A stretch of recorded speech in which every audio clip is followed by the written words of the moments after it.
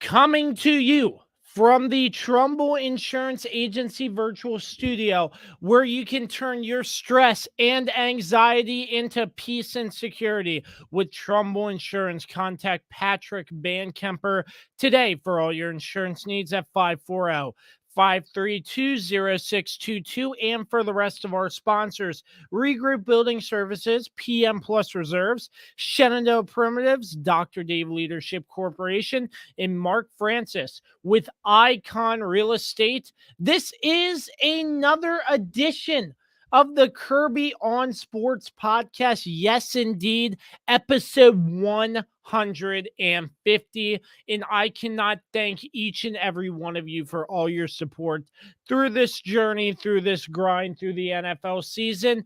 Now, the Super Bowl is over, and we must reminisce on a very exciting game in a very exciting NFL season. Here to do that with me, one, the weapon, Daniel Dembski. Hello, Dan. Hello, Josh. I didn't expect you to use my full birth name, but here we are. That was a good introduction. But yeah, man, it's been an exciting season. It's crazy to believe it's over with now. We'll a really good Super Bowl. So I'm excited to talk about that. Thanks for having me on once again.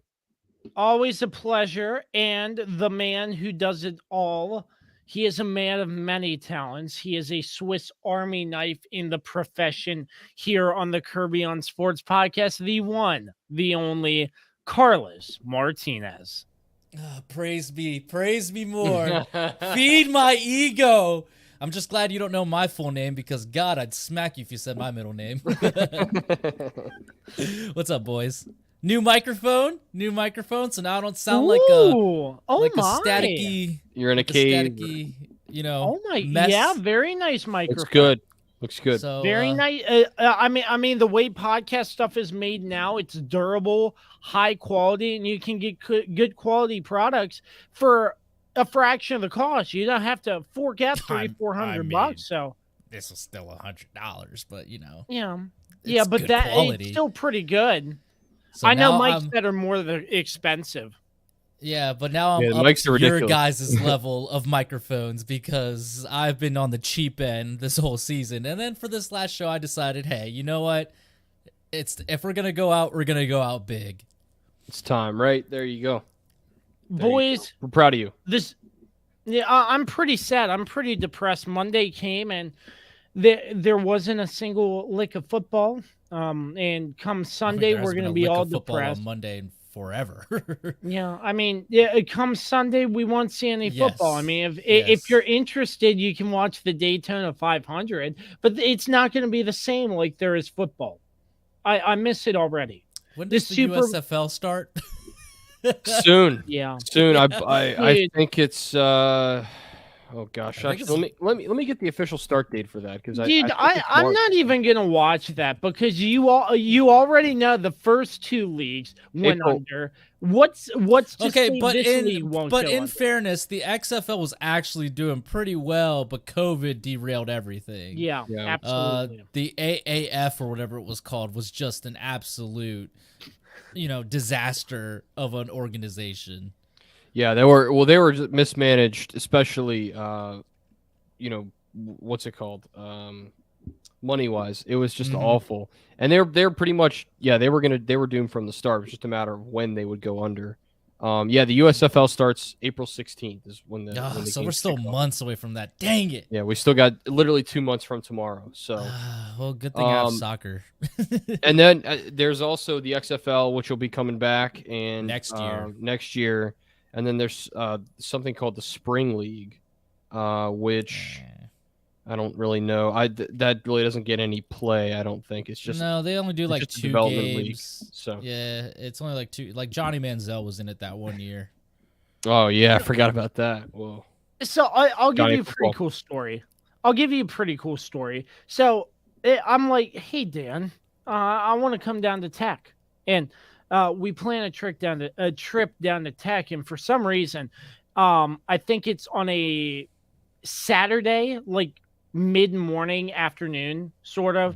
And Dan's like, I'm gonna take a nap, and I'm like, Okay, I mean, I thought that was very odd because Dan is a college kid, but I guess schoolwork was getting to him, so on and so forth. So I was laying on his pull-out couch watching the DC Defenders while he was asleep, and that's when I was like, man, this XFL, I hope it stays around. And then COVID obviously derailed it, but that was my one memory of XFL, just watching the DC Defenders, Pep Hamilton.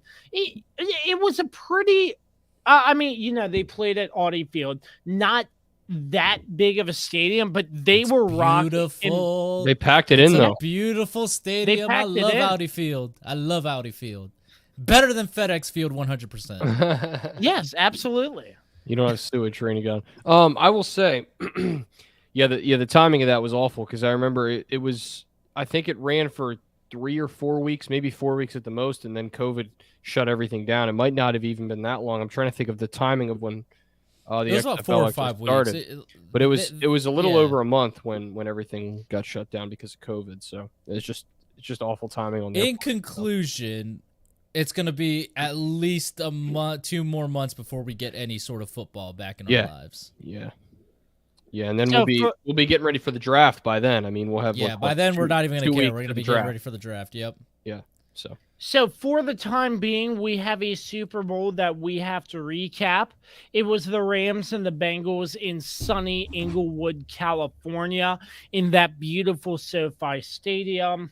I mean, before we even get into the game, first and foremost, to start the game off, you have none other than Dwayne "The Rock" Johnson to kick things off. If you can smell what The Rock is cooking. I mean, that was very interesting to bring Dwayne Johnson on. I thought they were just going to have Michael Buffer again, but I remember he did the hype intro videos for the Super Bowl with the Chiefs and the 49ers. It's just part of the gig. I'm not surprised. It's something different. They wanted to get. I mean, it's also Los Angeles, so they want to have this celebrity culture. I liked it. I also like The Rock. It was cool. It was cool. Yeah, it was. A lot of people were confused though. They're like, "What is going on?" Yeah, I mean, like it kind of went on too long. It went on too long. It's like, okay, it's not. Yeah, it's more of the placement of it because like they did it right before kickoff. Like there was no announcement. Like the teams were lined up. Right. It wasn't like I thought he was gonna do it when the teams ran out. I thought that's when he was gonna do his thing. That would have been a good. But time. no, they did it right before kickoff, which was an interesting decision. But I mean, I enjoyed it. But yeah, it did go a little rather long. Yeah, I was just like, all right, I love it, but come on, let's get to the kickoff now. And I'm sure the teams are feeling the same way because they were just literally lined up, ready to go. Just like, okay, Dwayne, come on, wrap it up. Yeah. So, boys, a very serious question here. What was the Super Bowl spread for you all? Just the normal spread: pizza, wings. Nothing special. I mean, is that really important right now? No, I think we should break down the game now. Well, yeah, it was the normal spread, chips. Yeah, like that. There was pretty good. I had chips and cheese. It's fudge. Don't say it. Don't say it. Cheese dip. Con what? Con queso. Oh my god. Con queso. I hate you for that. Yeah, if you caught the end of the pregame show, for the past 2 years, I was gonna say you'll understand the joke. Great, that is true. All right, Los Angeles, Cincinnati, 23-20, and Matthew Stafford finally gets a ring. We all know that he got traded for Jared Goff, straight swap after meeting with Sean Not McVeigh. Just a straight swap. There were some picks involved as well. Yeah, but two quarterbacks. It's not a straight swap. It's not a straight swap. Okay. The straight swap is if they just traded them both. That's it. Yeah, there were picks involved. Yes, I forgot to mention that, but still. Pretty cool. I'm happy for Matt Stafford getting a ring. Joe Burrow and the Bengals, I won't be surprised if this Bengals team makes it back to the Super Bowl very soon. I don't think this is their only time. It's going to be tough, dude. Listen, we'll talk man, about the it AFC later. is loaded. The AFC is loaded, man. This was honestly might have been their best shot. I don't know. I think so. We'll get into it. We'll get into it a little. Let's get into the game. Also, my score prediction was not far off. I just want to say that. That's all I'm gonna say. We'll get into that as well. Yeah, we will. All right. First and foremost, I'm gonna start, and okay. I think the game sort of shifted a lot. The Rams sort of had the momentum to start, then not really that much action because it was only 7-3 in the first quarter, 6-7 in the second quarter. But then start of the second half, the Bengals switch momentum. There was obviously a missed face mask call. That Jamar Chase that was a Jamar Chase touchdown. Nope. T. Higgins. Yeah, T. Higgins. Excuse me. I get them. Yeah. So obviously a blatant missed face mask call, and I'm gonna say if the Bengals would have won, that face mask call would have been the center of discussion 100%. Then right after that, Matthew Stafford throws an interception. Yeah. And and then it's like, oh, the Bengals are taking this game under control. The main issue with the Bengals, I feel like they had a better shot to win this game if they had an offensive line. And Carlos's point was vindicated. It was vindicated that Carlos knew that Cincinnati Bengals had to have an offensive line, but they drafted Jamar Chase. And we're not saying that Jamar Chase wasn't good at all. He's an elite athlete. He has a lot of speed. You saw his stat line, 5 receptions, 89 yards in this football game. But the Bengals need to invest in the offensive line. Yeah, no, I agree with that. And also another key play was that drop by Tyler Boyd that was I think it was a 3rd and 10. And he probably would have been short of the first down, but it would have been a 4th and 1 or 4th and 2.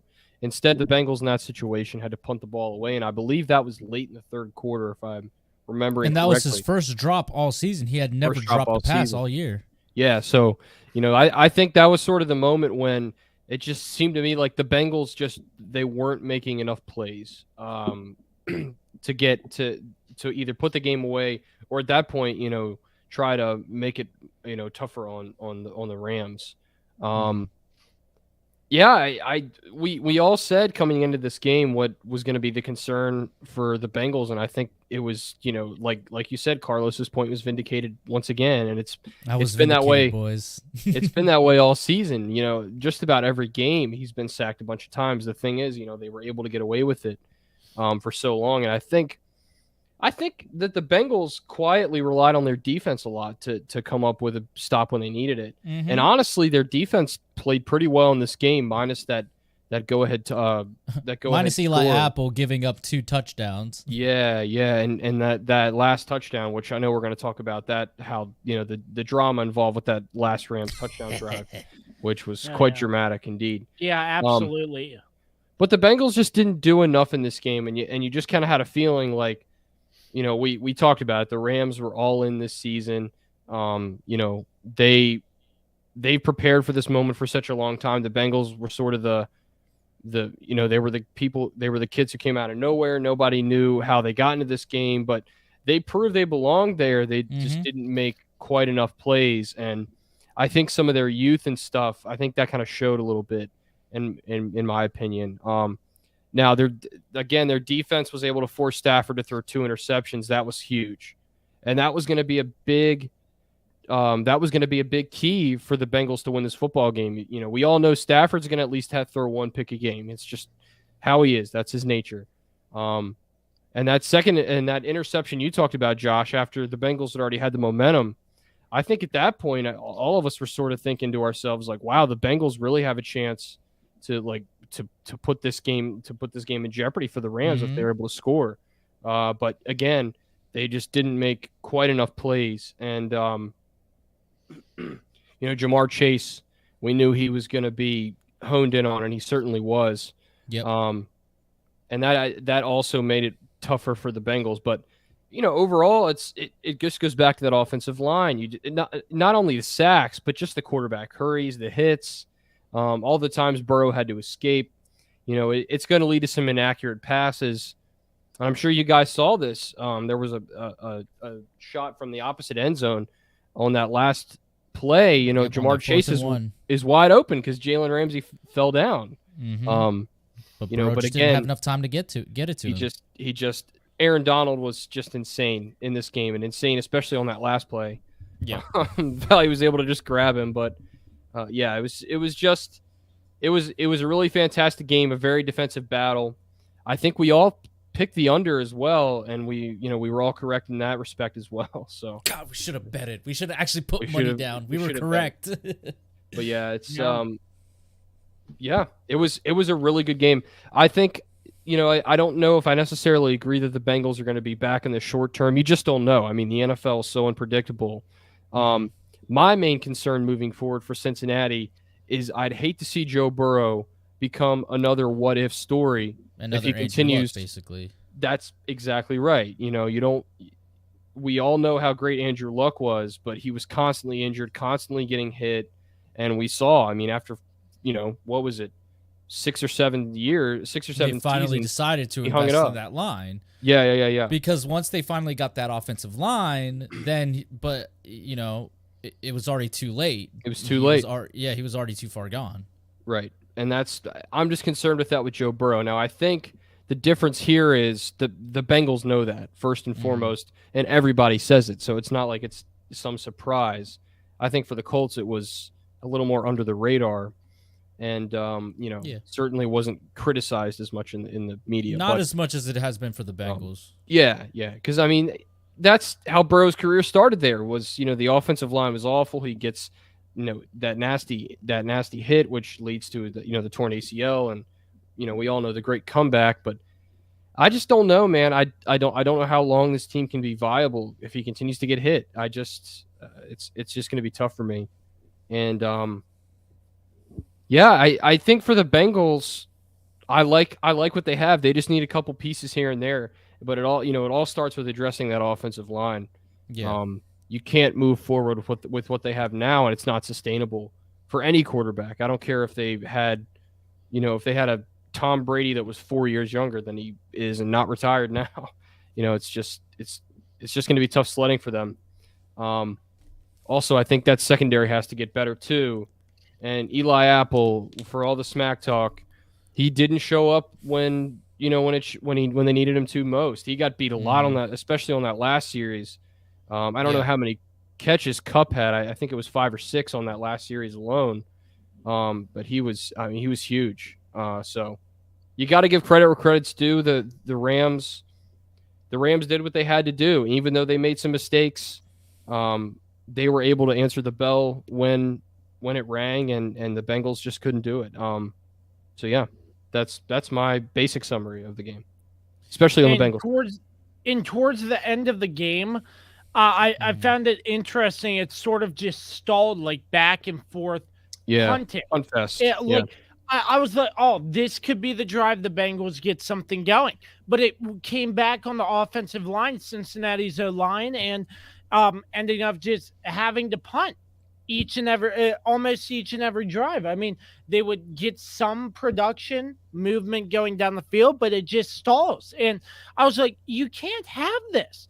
You have possession of the football. You need to find a way to go down and score, because the time on the clock was slowly. But Kirby, again, how can you do that when you don't have time because your line is so bad? You're basically going around in circles here by saying that, by being like, you can't have this. Well, what were they supposed to do? That offensive line just never held up against this stout deep. And this is why investing in the line is so important. And this is why I said it from the beginning. I said it during the draft. I said that it was a mistake that they didn't really invest in the line. It was going to bite them in the ass, and finally it did. They made it all the way to the Super Bowl with this line.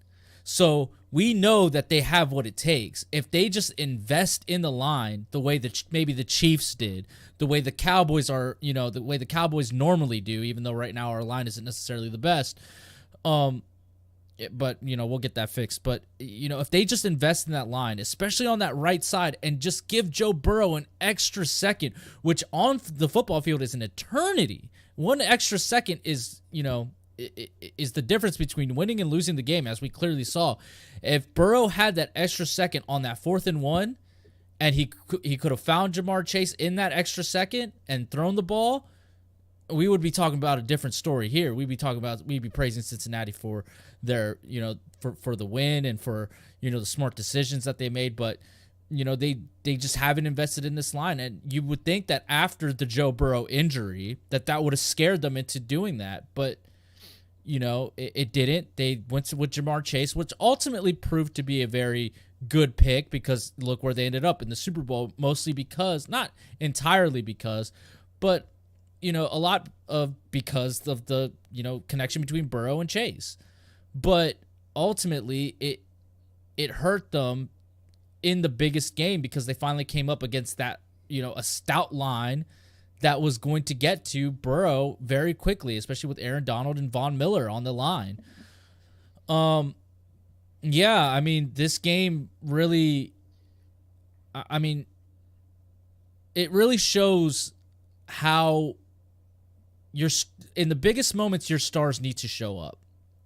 And in the biggest moment, the Rams stars showed up and the Bengals stars didn't, is the way I would more put this. Because on that last drive, on that last scoring drive for Los Angeles, I mean, it was all Cooper Kupp. From that 4th and 1 run on, it was all Cooper Kupp all the way down the field.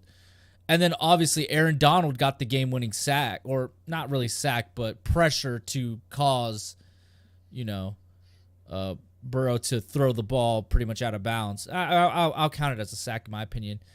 And like everything was going. Everything pointed to Cincinnati was probably going to win this game. I mean, Odell Beckham goes out before halftime. I was going to make that point too. The 10-point swing in like 6 minutes.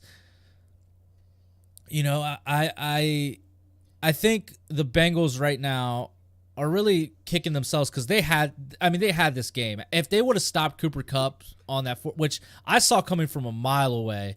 As soon as I saw him go in motion, I was like, "Oh, it's Cooper Kupp. They're giving it to Cooper Kupp," because we saw that running game was not going. There was no way they're going to hand it off to the running back. None of the Los Angeles running backs got anything. I called that. So once I saw Cooper Kupp, the ball here, and especially because he kind of stutter step a little bit and slowed down for a second and then took off, I was like, "Oh, it's going to him." If Cincinnati would have stopped him on that play, Cincinnati would have won. But also, I also think Joe Burrow wasn't the same on those last 2 drives, on Cincinnati's last 2 drives. I think once that knee injury that ultimately hasn't seemed to be that serious, but once that happened, Joe Burrow came out and he just didn't look the same after that. There was not a lot of his ball, when he threw the ball, it didn't have a lot of zip. He seemed very shaken, kind of scared that I guess of the knee, and being afraid that maybe it is seriously injured and it's going to be a while for him to come back again, and he's going to have to go through all that rehab that he had to do with the last time he hurt his knee, although it was the left knee. The one that got hurt in the Super Bowl was the right knee. But yeah, he was very tentative when he came back out there, and I think, and on that second to last drive, they needed points. If they would have scored a field goal, they would have been going to overtime. If they would have scored a touchdown, it would have put the game pretty much out of reach, in my opinion. So with that being said, for the Bengals, this one's going to sting. And I agree, Dan. I don't know. I can't subscribe to the fact that the Bengals are going to come back anytime soon, just because of how loaded the AFC is. And we have seen, just because a quarterback's young and super talented like Joe Burrow, it doesn't necessarily guarantee. There's a lot of one-hit wonders. There's a lot of. Dan Marino's the guy that everybody points to. He made it to the Super Bowl, lost, never got back. Yep. So, just it happens. It happens, but the Bengals should still be proud of themselves, because they made it to the Super Bowl. They made it to the Super 31. We never expected them. 32 teams try, only 2 can make it, and only 1 can win. They were at least in the game to try and get that Lombardi trophy. They should be proud of themselves. And Cincinnati welcomed them with welcomed them home with a hero's celebration, basically, because it was a great performance. It was bad coaching decisions mostly, in my opinion, but yeah, I don't really have much more to say. But for the Rams, the bet worked. It paid off. They went all in, and they got one Lombardi trophy. Now, it's going to cost them in the future, but ultimately, this is what you wanted. And to get one trophy out of this, I think is pretty good. Yeah, no, I totally agree. And I want to go back to a really good point you made, Carlos, about Odell Beckham. I think if he doesn't get hurt in that situation, I mean, he was playing like a man possessed. I kind of have a feeling that the Rams build a much earlier lead than it took them, because that really limited what they could do on offense. Instead of, obviously Van Jefferson is still a decent receiver, but he's not Odell Beckham. Odell Beckham was having an insane game. And then I'll also go back to what you said with the coaching decisions. You got Cincinnati was 1 for 3 on 4th down conversions, including that early decision to go for it, which I believe was the one they failed. Yeah, that's the one they failed, and then ultimately resulted in Odell Beckham's touchdown. Right. So I mean that's just the kind of thing you're talking about. I mean, early in the game, well, not early, but I think it was in the second. Was it in the second quarter? Yeah, it was like late second quarter is when. Yeah. So, I understand you want to be aggressive in that situation, especially young coaches. You see that a lot with the whole analytics stuff now. People are more willing to go for it, but I think that also could have been a turning point as well, even though it was sort of early in the game when it happened. I don't like it in that situation. I think the way that Cincinnati's defense was playing to that point, and really until the last drive of the game when they were, we'll get to some of the calls, some of the penalties on that last series, I'm sure. But they played well really the entire game. I don't agree with that call. And you got to question Zach Taylor for that. Like, what's your mindset, that early in the game going for it on 4th down? Obviously, if he gets it, people call him a genius or whatever, but it's still early. Like, punt the football and give them worse field position, because obviously they got the ball within striking distance immediately.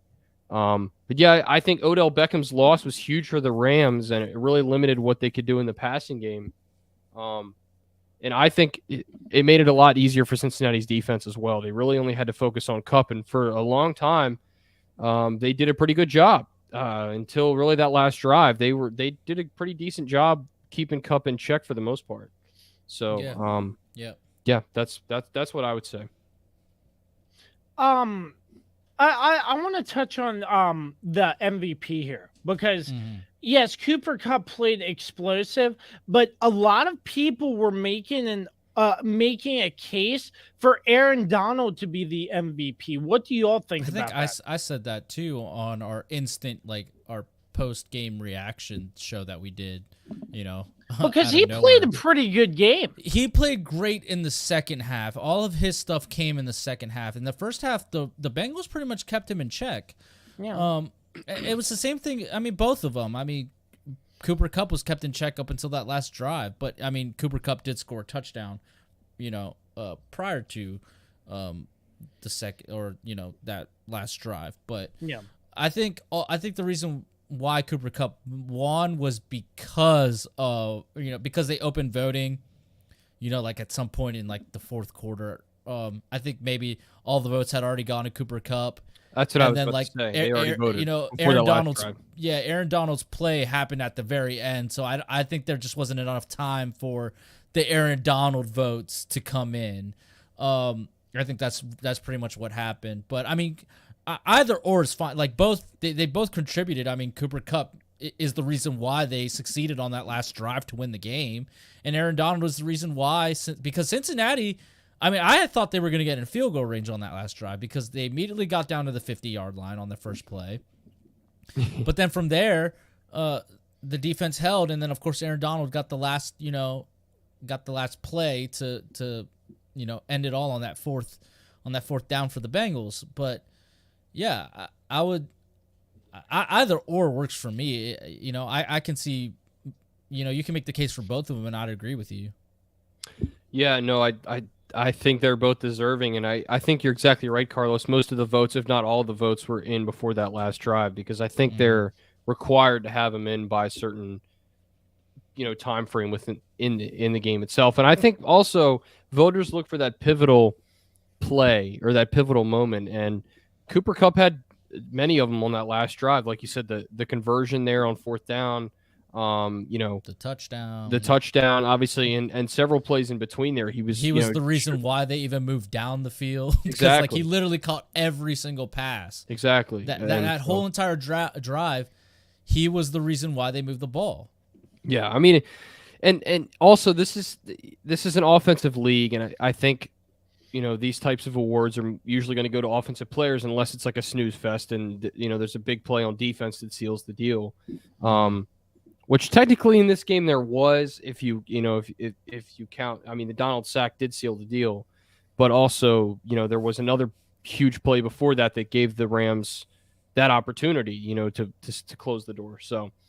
Yeah, I think this being an offensive-minded league, I think that's why they went the direction they did. I don't think you could have gone wrong either way. Donald was, I mean, not only did he have 3 tackles and 2 sacks, I wonder how many quarterback hurries the guy had in the game. It was just like he was everywhere. He was everywhere, and he was getting in Burrow's face. And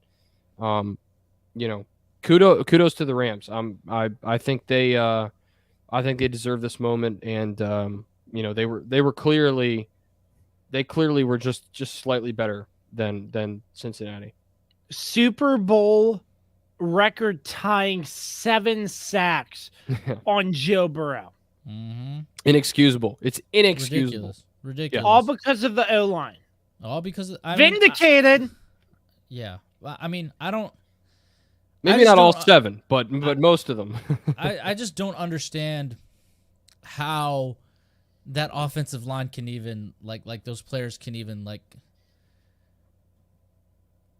I don't know, to me it's just like, where's the you guys have been doing this, how are you guys this bad?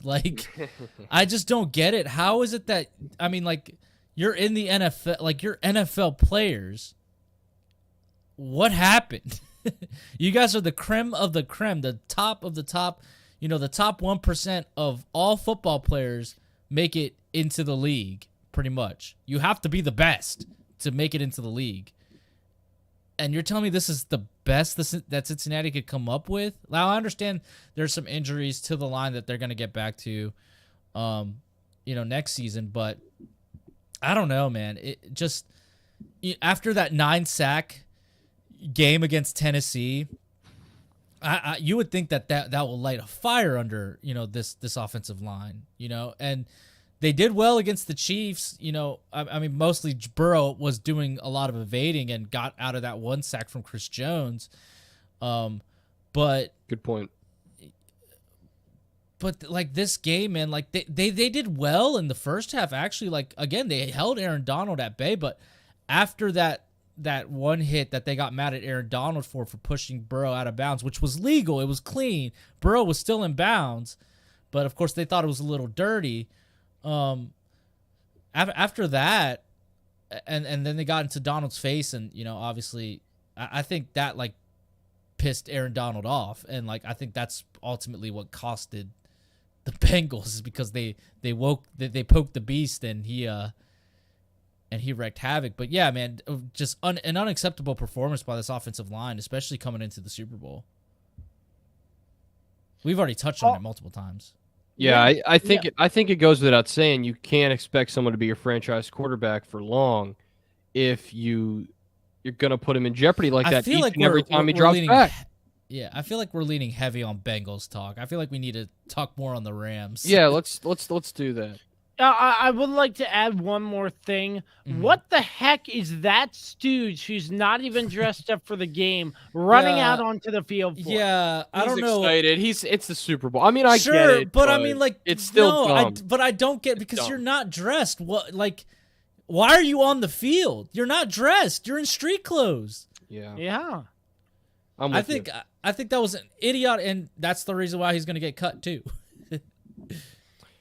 Yeah, that's the next storyline.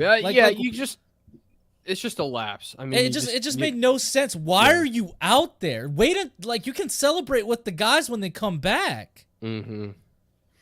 I agree. Couldn't agree more. So, let's talk about Los Angeles a little bit more.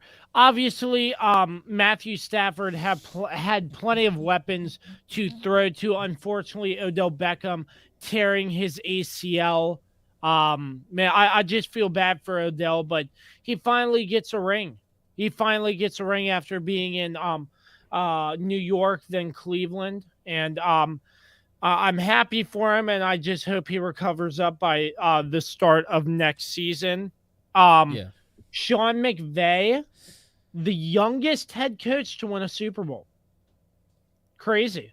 Yeah, he would have been even younger 3 years ago if he 4 years ago if he'd won it. But yeah, he got caught with his pants down. So 3 points. Yeah, man. And right now it's Sean McVay's non-committal if he's going to come back or not. Now I think he's going to come back, but I mean, there's a lot of retirement talk happening right now. I mean, obviously they're going to lose what's his name, Andrew Whitworth. Yeah, he pretty much called great career for him. Of course. What's his name? The guy who just came back for like the 5 Eric weeks. Weddle's retired. Yeah, Eric Weddle. He retired on the field. My boy. He's like, I'm done.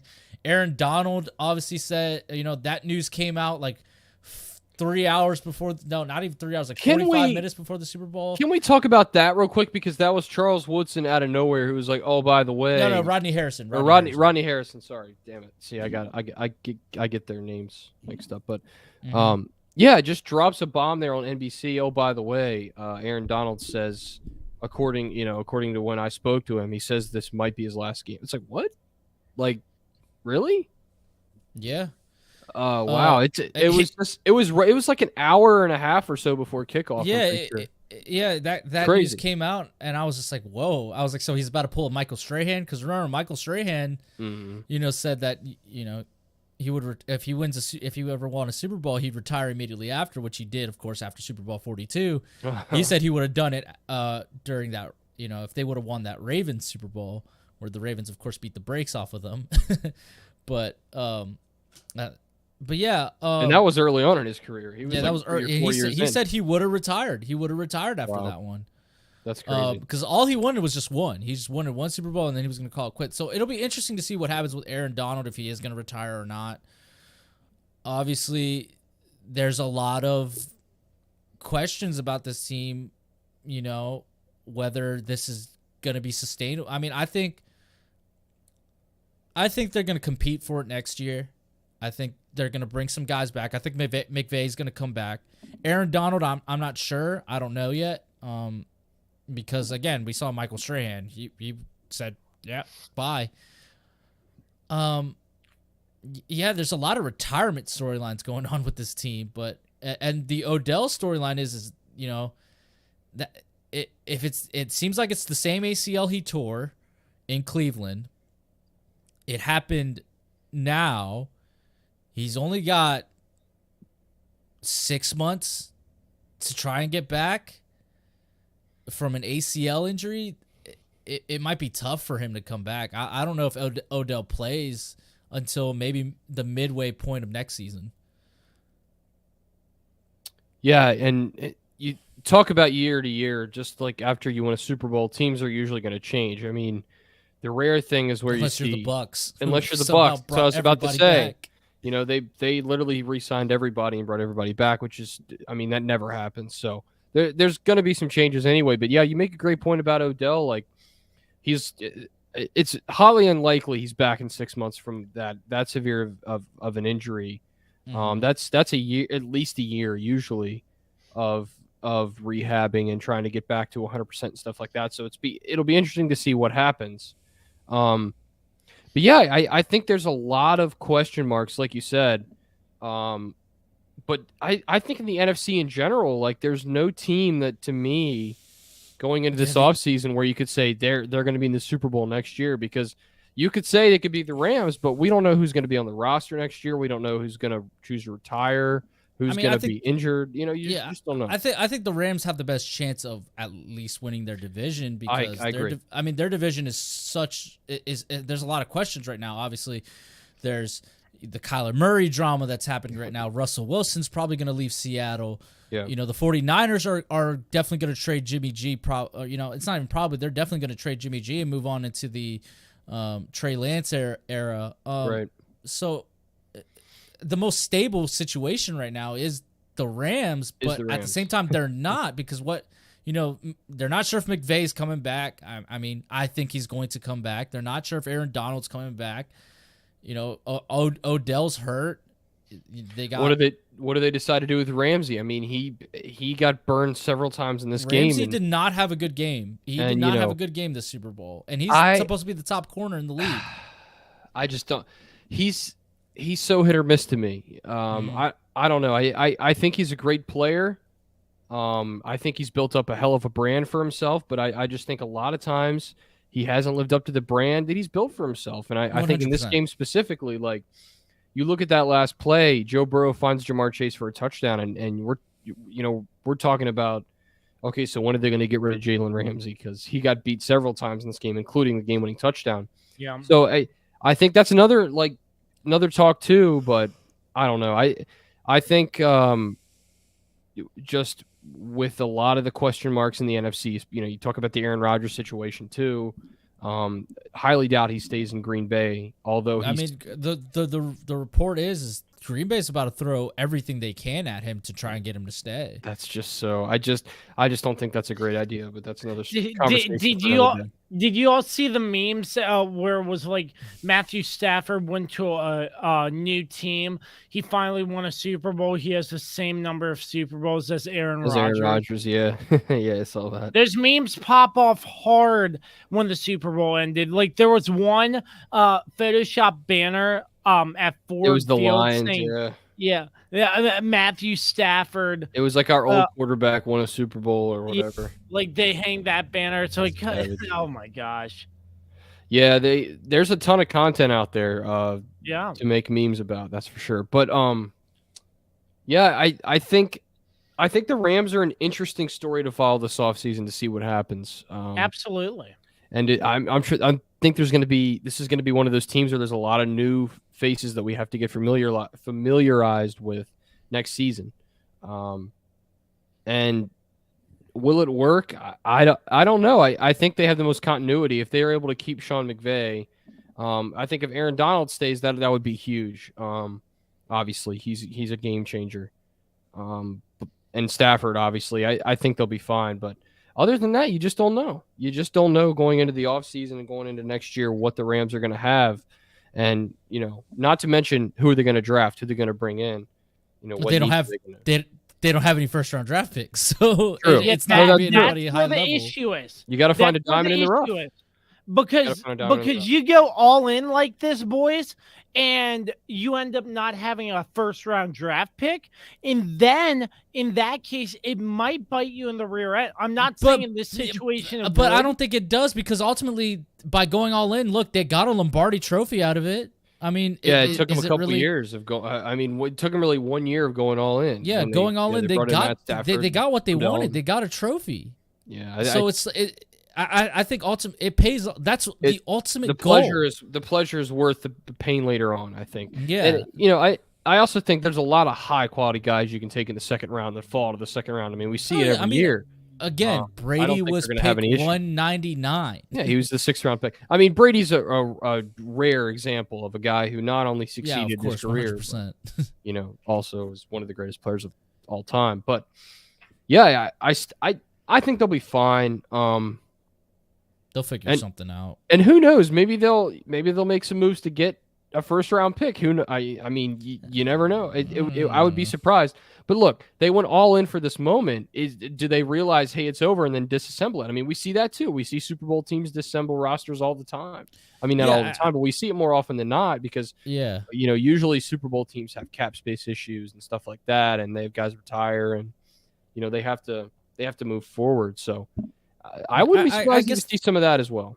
Yeah, I guess the question is like, how much longer, like you guys got, play the Super Bowl at home, which is something that they really wanted to do. You guys won it at home, so you got the payoff that you wanted it by doing this, by bringing in all these players, by trading for Matthew Stafford, pretty much trading your whole future away until like 2027, whenever it is that the next time they have a first round draft pick. Yeah. I just don't really know. I guess the question just is how like, what else do you want to do? Are you trying to go for another Super Bowl trophy? I don't know. I don't really know what the Rams' plan is, and I don't really know how viable it's going to be. Here, I think they got about one. I think next year, and then maybe the year after that. Maybe the year after that. I agree. It'll be, they can sustain this, but after that, this is gonna fall apart quick. I agree with that. I think again why you might see them make some big changes. Maybe not this offseason, but if they do get into it next year, or at least make a deep playoff run. If they fail next year, then I think you'll see them do it sooner than later. But yeah, I that's a great point, Carlos. I mean, a lot of these players aren't young guys. I mean, in a couple years, they're going to be, Ramsey's going to be 34, and we see how beat up he is. Yeah.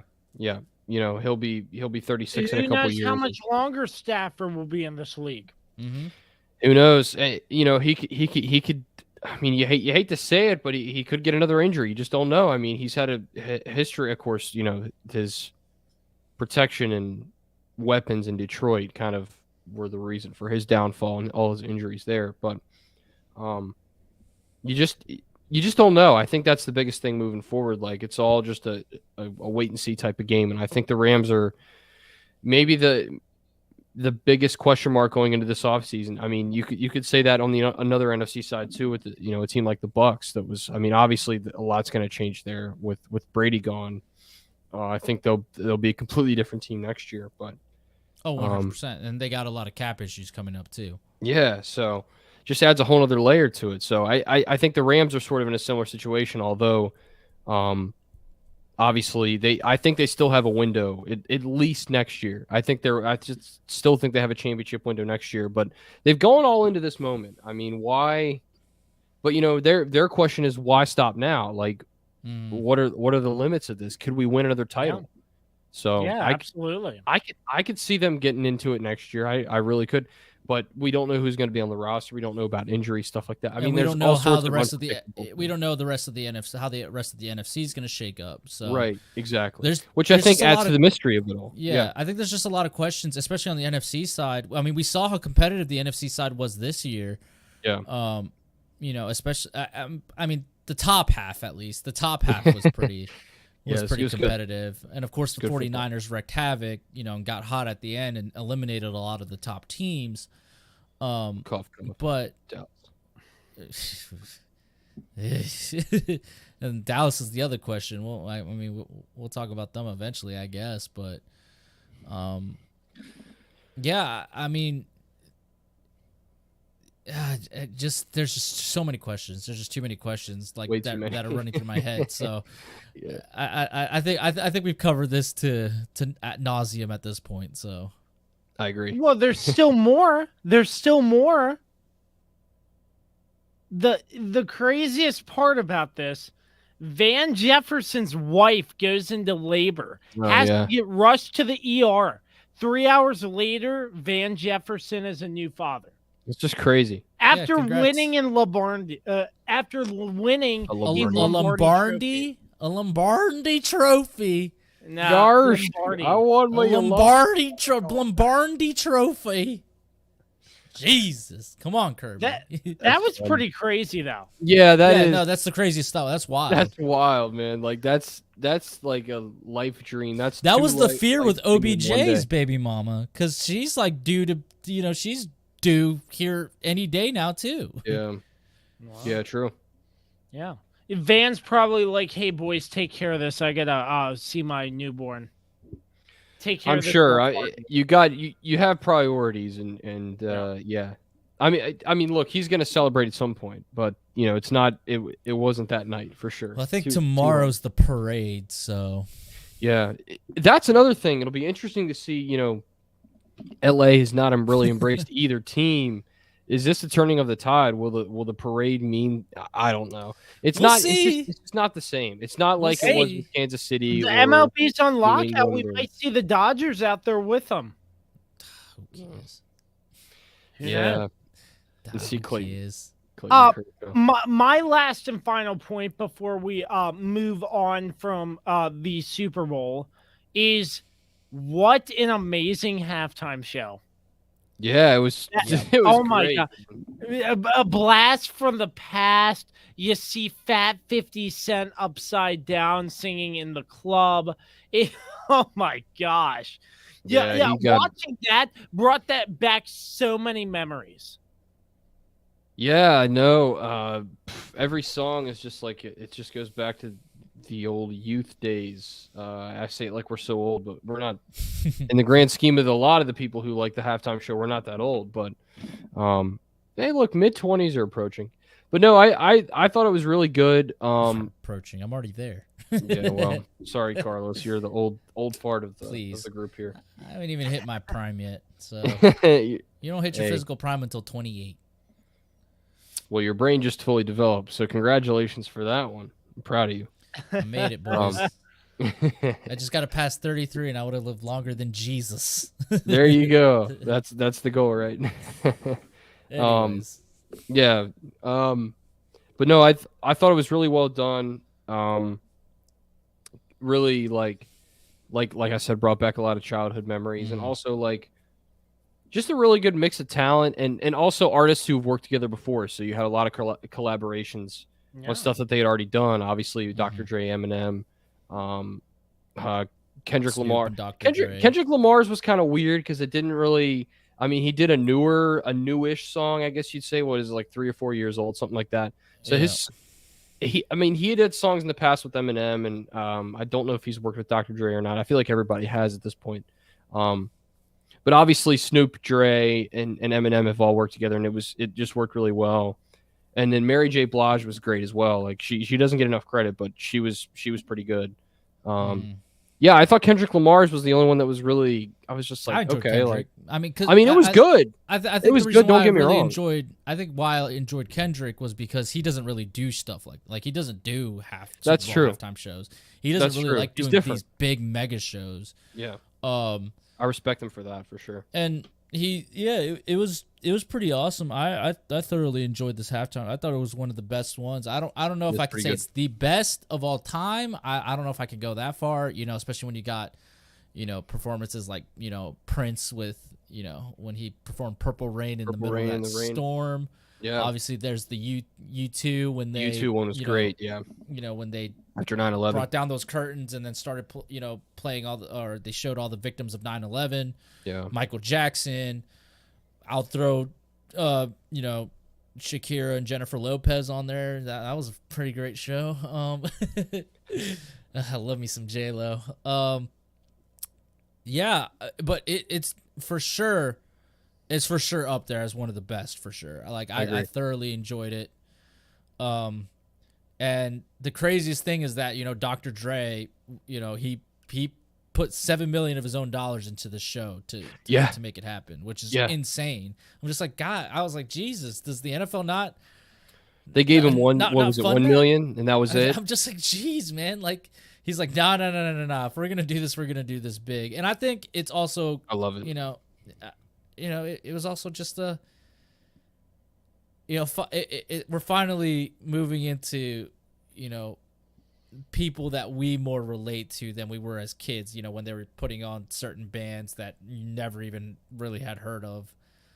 So, well, and also too, embracing hip hop in general, which I know this was a quote by Snoop, or it might have been Dr. Dre, where they said, it's about time, like the halftime show embraces hip hop, because for such a long time it was, like you said, there's a lot of rock artists and pop artists like Bruno Mars. There's nothing wrong with There's nothing wrong with it. I mean, but have a mixture. Have different stuff every year, and I think this is a turning of the tide where you'll see some different artists every year. I think the halftime show, the Weeknd like 2 years ago. Was that? Yeah, no, it was last year. I think the halftime show should try to represent like this halftime show made a lot of sense because obviously like Snoop and Dr. Dre, they're synonymous with Los Angeles. West Coast rap. Especially, when all the, East Coast, West Coast battle was going on. Yep. The Weeknd doesn't make sense in Tampa, but I think, whatever. But they were just trying to get I think that really helped. That really helped this halftime show was because like these were West Coast guys aside from, Eminem, who's obviously from Detroit. But still, like these are like West Coast rap legends. So like, I think that really helped. Yeah, and he was associated with Dr. Dre. I mean, Dr. Dre pretty much gave him his chance. Gave him a shot. Yeah. So that's sort of why I thought he was a good option as well. But yeah, it was just really good. It was very entertaining. Also, it wasn't too flashy, which I like a lot because I feel like a lot of times, like some of the pyrotechnics and stuff, like it's just like okay, it's just a little too much. Yeah, glitz and glamour. Like, yeah, I liked it was sort of they're moving around all the time. Yeah, they're like on this stage, they're on that stage, but like they had just like one set really, and then like they had another set kind of off to the side.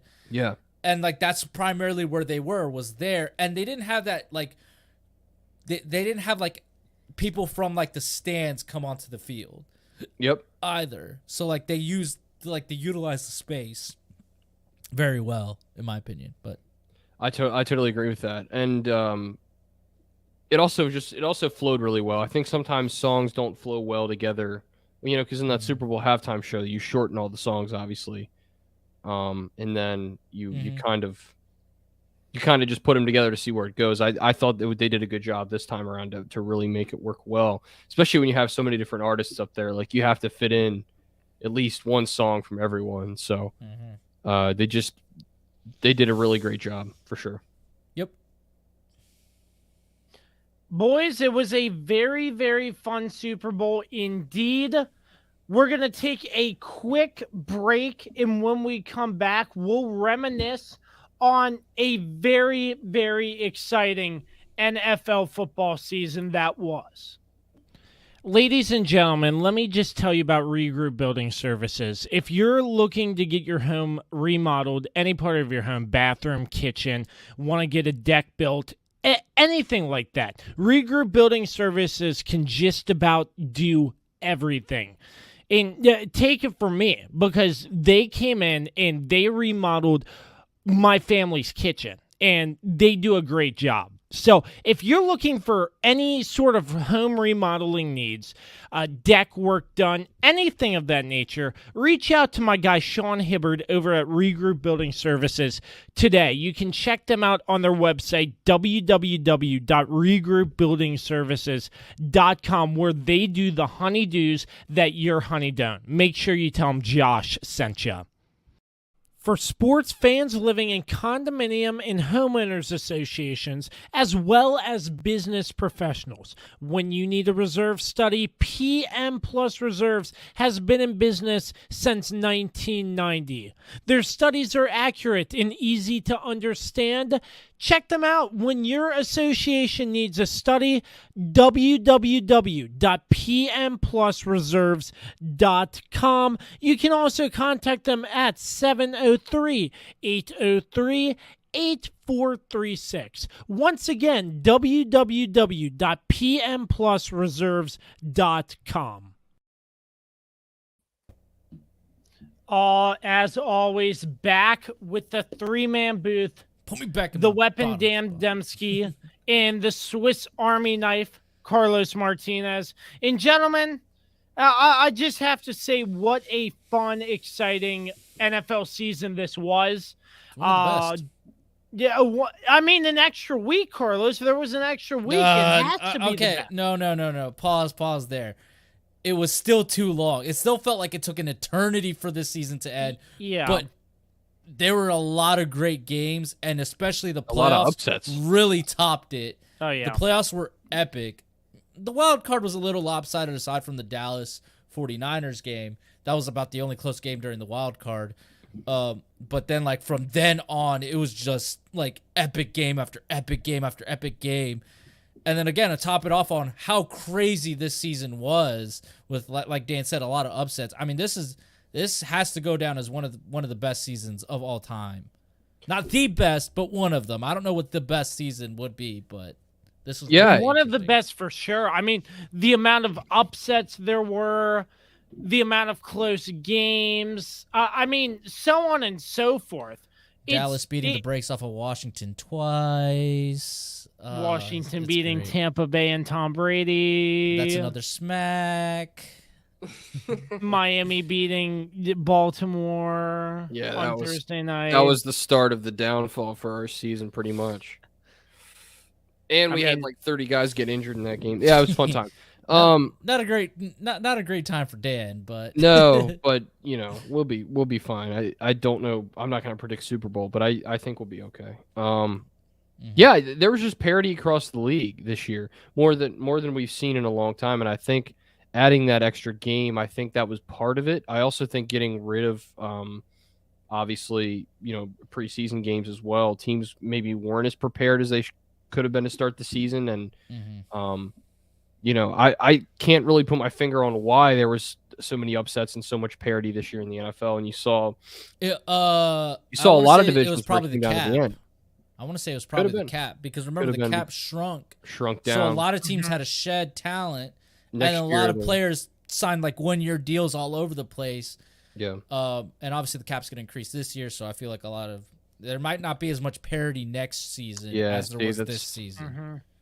Yeah, you'll see the great teams separate themselves from the average teams, because we saw a lot this year where there was a lot of question marks about, okay, who's really good. We didn't really know week to week, because we would say, oh look, the Bills are tearing it up, and then they go out and have a terrible game and lose. The Bengals, look at the Chiefs, the Bengals. I mean, the Bengals they would beat a really good team, they would do well, and they lost to the Jets, and then we would. You know, they would start getting some hype around them, some expectations, and then they'd lose. Yeah, every time.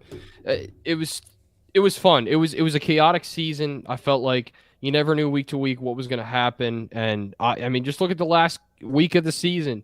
The Jags beat the Colts. All the Colts have to do to win is to get in the playoffs. You just have to beat the Jags, who had 2 wins to that point, and they choked. I mean, ultimate choke job by Carson Wentz, who. You know, it looks like he might be traded or cut from the Colts now. What a rough way to finish. Just think about how the season started. It was the epic game against Tampa Bay, Dallas, right? Yep. Think about how it ended. It was that crazy Chargers Raiders game where it's like, if they both tie, they get in. Oh my God, they're going for the tie. That's right. No wait, the Raiders are gonna. Oh my God, the Raiders are going to the playoffs. I mean, just that like had to take that time out from start. From start to finish, it was just a wild, chaotic, exhaustingly long ride, but it was still a lot of fun. Yeah, absolutely, 100%. Like, I mean, so many more upsets that I can't even remember. But I mean, yeah, to your point, Carlos. Yes, the NFL season is a very, very long ride, but the viewership's there. People like the NFL, and that's what makes NFL king. It dominates other sports. It's not even close in the U.S. At least in the U.S., yeah. That's what I mean. Worldwide, we all know soccer's king. We know soccer's still king, but in the U.S., in the U.S., I mean, the numbers came back today for the Super Bowl. 112 million viewers. It's just insane. The most watched like TV show thing in the past 5 years. I mean, my Lord, 112 million people watched, and that's just on the TVs that tune in. You're not counting like the actual people. Like, obviously, people are throwing Super Bowl parties of like, you know, multiple people. So you got to think it was at least, you know, double that. Mm-hmm. All right. Let me ask you all one thing. Did any of you all scan the QR code on that commercial? Yes, I did. No. I did. I was like, all right, I'll buy it. I was like, what the heck is this? And I'm like, oh, it's one of those gimmick commercials. And crypto it was crypto. Crypto's sketchy to me. That's just. I mean, I don't invest in crypto. I'm not savvy enough to know much, and plus it's a very volatile market. But that's besides the point. I thought the commercials this year for the Super Bowl were pretty epic. There was a lot of great commercials. There were some good ones, yeah. My favorite regular commercial, aside from the movie trailers, because I could go on and on about the Doctor Strange trailer or the Lord of the Rings trailer or that's a good one. The Jurassic World trailer. I could go on and on about those. But no, I think the coolest commercial was definitely the LeBron James one where he's talking to his younger self. That was pretty epic, in my opinion. Yeah, that was one people didn't talk about enough. I thought that one was really cool, the way they did it. That one surprised me because I always look before the Super Bowl, like what to expect in some of these commercials, and sometimes the descriptions don't give them justice. You know what I mean? So, yeah, that was one that I hadn't seen or heard about before, and that was that one was really neat how they did that. There were some good funny ones like always. It was a good mixture this year of commercials, obviously. So, what are you doing? We got to see Dr. Evil again. That's right. We got to see him again. Great one. That was a great one. We need another Austin Powers movie, but that's besides the point. There was a lot of electric vehicle commercials this year. I don't know. I think there were 3 or 4 that were electric vehicles. You saw the one that was like the Sopranos, like reshoot type thing. Then there was, I think the Austin Powers one or whatnot was GM. GM. Okay. Yep. Yeah. So it was I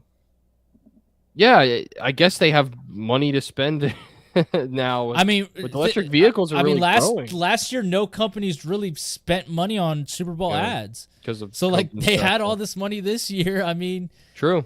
They went all out for sure. They went all out, no doubt. So I was with some family friends. They're like, who sits around at a board meeting to talk about what commercial they're going to air? And some of these commercials is like advertising department. How do they come up with this? And obviously I said, there's probably an advertising department that makes sure it all, is. I thought catchy, one of the dumb ones was the one with Arnold Schwarzenegger where I guess he was Zeus or whatever. That one was that one was really, really bad. I was like, bruh, come on. Like that was a bad one. But QR code one ultimately is probably gonna go down as a bad commercial just because like you spent all that money just to have it bump. I wonder how much money you spent just to get that QR code bouncing on. Jeez. For a QR code to bounce on the screen. QR code to bounce around, like the DVD thing. Man, it was interesting. Then, I'm pretty sure a lot of people, they got a lot of traffic because I'm pretty sure a lot of people were like, "What the hell is this?" Yeah, I was like, "What the heck is this?" I'm like, "Oh, it's the Super Bowl." and then you have Jim Carrey do that. The cable guy. Yeah. Yeah, that one was interesting. Dolly Parton and Miley Cyrus for T-Mobile. Yeah, that one was kind of interesting. Yeah, it was interesting. That commercial was mid. Let's be honest here, boys. DJ Khaled. That commercial was mid. The DJ Khaled one was kind of. Oh my god, the NFL commercial with the little guy, the little animated dudes. Yes. Oh yeah. Oh my god, that commercial was epic. That was a great one. That was a great commercial. That one was great. Yep. The Pringles can, that one was funny where he gets his arm stuck and it's just stuck there the entire time. Yep. It's like, oh, that's relatable. Great commercials this year. Great commercials this year. Great commercials for sure. Yep. Absolutely. All right. It's time to shift our focus. We have picks that we have to recap. The picks on the screen. Okay. Okay, bring him up. You do it. You do it. We're do gonna the bring honors. this up. we're gonna bring this up. The picks are on the screen. Who finished right first? here. Dan Dempsey. there First it place. is. And our playoff pick'em 8-5. I'll take it. Carlos Martinez with a 7-6 record, and I lived, boys. I pulled it out. I'm clutch, bro. I'm clutch. I finished last place in everything, so I'm not surprised. Oh, don't be hard Why on do you gotta yourself. do this? God, stop throwing a pity Come party, on. dude. You No, made the picks, okay? Nobody feels bad. You decided to pick the picks, okay? So with that being said, a punishment has to be put out. And we have majority rule over you. Okay? Me and Dan voted yes. You may have voted no. But your other option is you shave your beard right now on this podcast at this moment. So you don't want to do that. You don't want to do that, do you? Uh-uh. No, So I already trimmed it down, bud. No, but you're gonna have to go clean shaven if you don't do this next punishment. This will be high school Kirby. Yeah. So the consensus is now the punishment is for Kirby for losing this challenge is he has to eat 24 pancakes in 24 hours, and he cannot leave IHOP until it happens. Yum. I'd like to switch that. To what? Waffle House. 24 waffles? You want to eat 24 waffles instead? Dude, waffles are... I mean, we're talking a whole waffle, not like a... And a one Waffle House waffle? That's a big waffle, dude. And you have to eat 24 of those? Hey, I mean, I was going to help you out with the pancakes. I was going to take 3 off your plate. Me and Dan were going to be there. I was going to take 3 off your plate. Kirby, are you thinking this through? Yeah, dude. You got Waffle House is pretty waffles good. in each waffle. But you're going to have to eat That's 24 of those big waffles no way, bro. in 24 hours. There's no way. Well, You're you not gonna really do don't think I can eat 24 in 24 hours? I don't think you can do that. I don't think so. waffles. So. Really? No, I mean, No, not those big ass waffles, dude. Waffles are different. Well, I'm not Carlos- I'm not helping you with the Carlos, waffles. you are and both me different. back in the day, we had a bunch of waffles on Friday afternoon before I did Friday not. I was never there for No, that. I'm playing. Yeah, I'm playing. I went and got real food, and then I showed up at the game afterwards. Hey, Waffle House is great. Waffle House is great, but I ain't eating those. Night. I ain't eating 20. Oh, after 24 waffles. Oh Oof, god. No, that sounds like hell. And all that butter. I'll take the 24 pancakes any day. Syrup, That's whatever you easy say. work. Those 24 waffles from Waffle House? Oh no, hard pass. Those are big waffles. Yeah, Kirby. I'm with Carlos on this one. They're pretty Kirby, big. you're making a mistake here. I don't know how you But can this eat is your 24. punishment, dude. You're But if making a you mistake picked it, though. All right, well, What, we'll set it up. what do we think? IHOP or Waffle House? No, it's up to you. Up to you. But as Are your you- counsel here, I we think you're it's making a bad big idea. mistake. Yeah, we think it's a bad idea to do Making waffles. a big mistake, waffles over pancakes? It's not waffles and pancakes are superior to waffles all day, every day. But No, but what's the Agreed. difference? They're like made the same, aren't they? the difference is the size. With The waffles, size you of a got Waffle 4 in House one. waffle is 4 sections huge. in one waffle. Yeah. And you have to eat 24 of those How you gonna do compared that? to freaking a pancake from IHOP, which is like the size of my hand. He's right. We'll give a you good time to point. think about it if we want to think about Oh, it. yeah, okay, so it's either Waffle House or IHOP. Okay. Okay, but here's the thing. Me and Dan can help you, right? We can take I'll take 3 pancakes off your plate. So then you'll have only 21 to eat, and I don't know if Dan will take any. Yeah, I'll you know? take 3. I can do. Yeah. I can do. So 3 then as you'll well. only have help 18 you to eat in 24 hours. We'll help you. We're gonna be there the whole time. Okay, Well, if you're gonna do that for IHOP, then IHOP. Because Waffle Okay. House, Deal. I don't know if I could really help you with those waffles, dude. Yeah, those babies are. Those are big waffles. Those are big. Yeah. Well, yeah, let's do IHOP. I'm Yeah, down we'll for have the to just challenge. I did lose, so who knows? We'll do IHOP. We're gonna vlog it and then we'll put it up on the YouTube channel. That's Oh gonna man, be that's great. gonna be fun. With Yep. epic music. We're gonna put the Halo music. So those are the this last bite. So these are our final standings. Dan is the big. Does Dan get anything for winning? Yeah, we never talked about this. Well, He gets a free hat. yeah. oh, I already have he one. has some. We'll figure something out, Dan, but congratulations. Thank you. I was nervous. Yeah. Pulled it off, buddy. After that going undefeated to completely defeated. Oh God. And Kirby finished completely defeated because he never picked a game right after divisional round. Yep, that's right. Absolutely. And I survived, boys. I was at the bottom, and then I made it to the middle. I like that. I was at the bottom and I made it to second. Listen. There you go. Listen. I didn't finish last. That's all. I'm not the one who's gonna have to eat 24 freaking pancakes.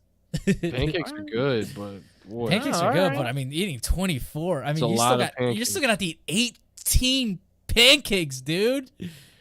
That's a lot. Good luck to you. Good luck to you. I mean, well, we got to plan all that out, but we'll plan it out. We'll keep you updated. We'll stream it or give you a vlog as well. I don't know if we could stream it from IHOP. Yeah, probably. Sure, no recording.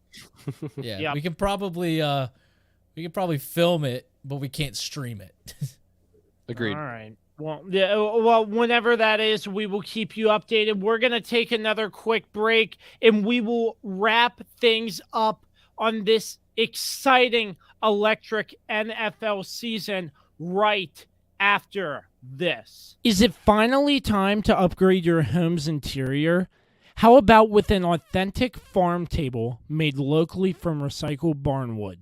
Shenandoah Primitives, based right here in Winchester, Virginia, makes farm tables, benches, tables, coffee tables, and a long list of other items for your home decorating needs. At Shenandoah Primitives, function and style are combined for great furniture that will last generations.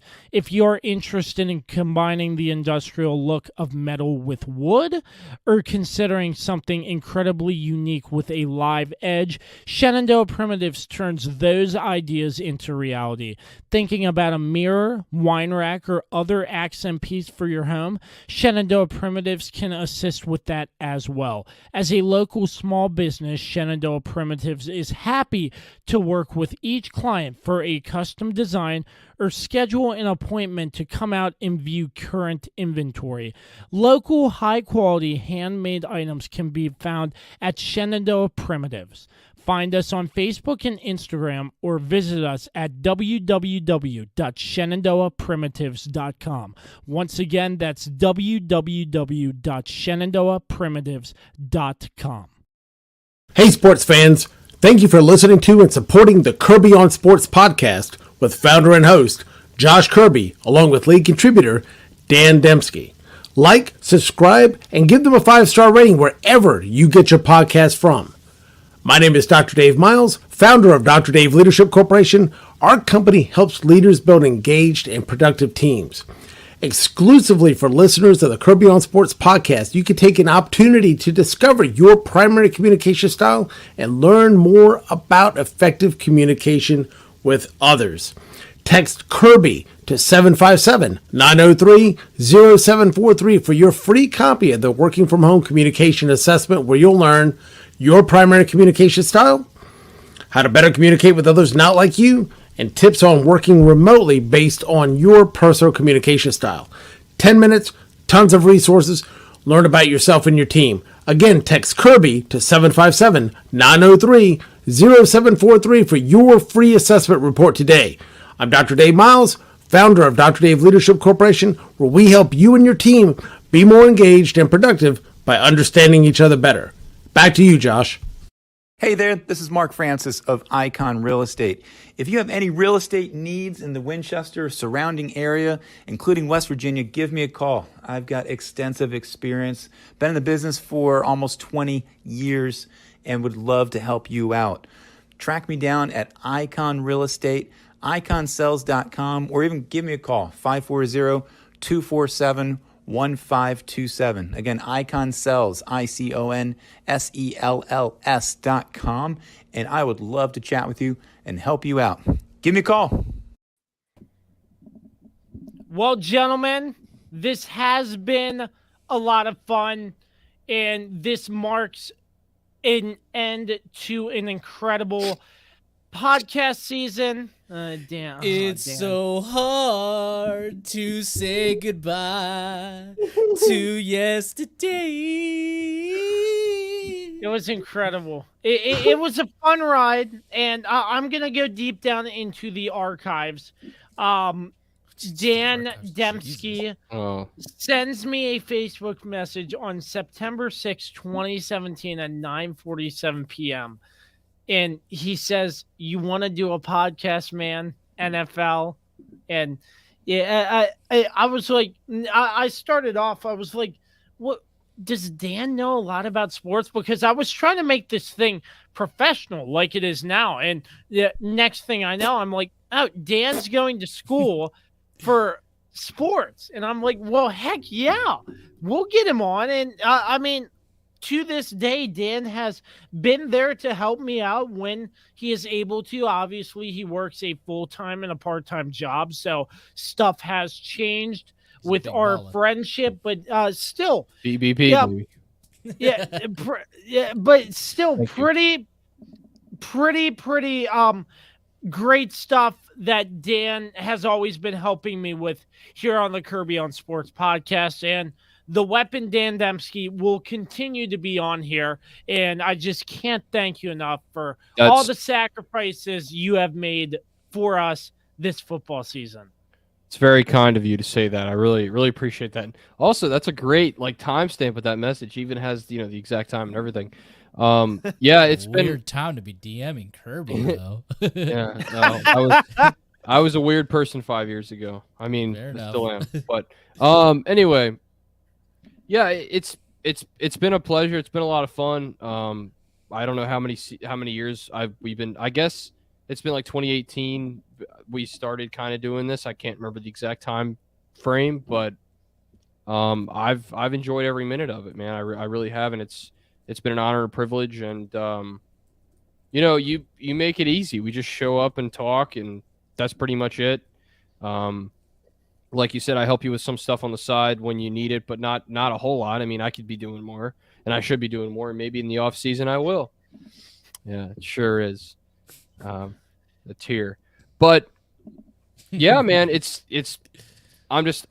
can't wait for next season. I can't wait for the off season to see what the hell we're going to talk about now, because more flexibility and more guests, more guests, more flexibility, more fun. And more casually and laid back, There we go. Perfect. To the Swiss Army knife Carlos Martinez, he sat me down on a bench one day in front of my alma mater, because stop calling it that. It's a high school. It's not a college. Okay. He was like, so yeah, you should try starting a podcast. And we start researching it little by little, and I end up giving birth to the Kirby on Sports podcast. And then eventually, I don't like that visual, dude. Okay, launching it.